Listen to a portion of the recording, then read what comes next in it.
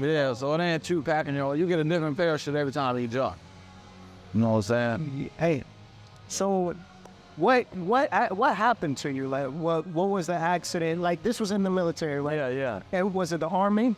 And then the Army? Yeah. I mean, what happened? Man, we was on like at the end of like a 2-week training thing, and 88 Mike 3 pretty much the first off scene, last off scene. We gotta set up stuff, and at the end we basically gotta turn back in what we had. So we had some ammo. We were turning in ammo, man. They got done with that for the day. They were leaving out, and they're ready to go home. We switched around in some vehicles. The crazy thing is, I wasn't even in that vehicle at the start of the day. I switched around, ended up in that vehicle, and my driver was behind like a flatbed truck. And the placard fell off the truck that was in the front of him. So I guess his truck stopped.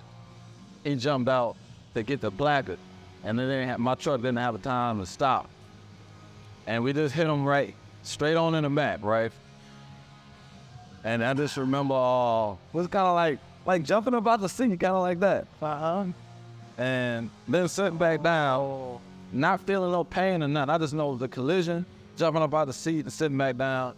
And then I looked down and I seen my femur, like out of my pants, looking at me, man. I was like, this is crazy. I just broke my femur.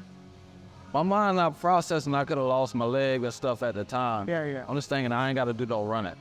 Man, they ran us like dogs in that unit. They ran us like dogs. So I'm happy for that. Like, ain't no running. So our driver, he gets knocked out. Everybody else in shock, man. And he wake up and kick the windshield out of the truck. Jumps out and just come around and start putting tourniquets on him with his belt. And like, I just remember sitting up and looking and seeing my femur, my tibia, just out there in the street. Like the truck was like ripped up. It was like, you see how cartoons like they clean, like this a white bone. And that's what it was. Dang. Yeah, so I just sat back. I still wasn't really in pain. I had time to call my family. I called my wife. I called my mom. It's like, man, I'm probably gonna die. Love y'all. That's what you was thinking? No, that's what I said. Oh, yeah. Love y'all. And I'm going to the hospital if y'all want to come meet me there, basically. Yeah. And I remember passing out, waking up from a coma with no legs. this wasn't overseas. No, it was at Fort Bragg. Okay. And my unit, when I got back from Afghanistan, I re-enlisted to go to airborne school. So then that's when I went airborne, went to Fort Bragg. I was there for maybe about a year. And then that's when the accident happened, man.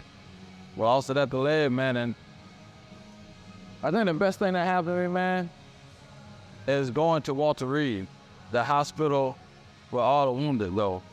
Because laying in the hospital in North Carolina, you feel bad for yourself, right? Like, God, man, I lost my leg. I don't know what I'm gonna do. Yeah.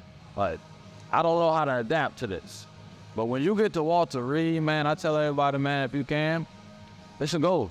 Like, just go walk around the hospital. If you got an idea, if you know somebody that can get on the post, it'll change their life, man, because you'll see people with nothing but,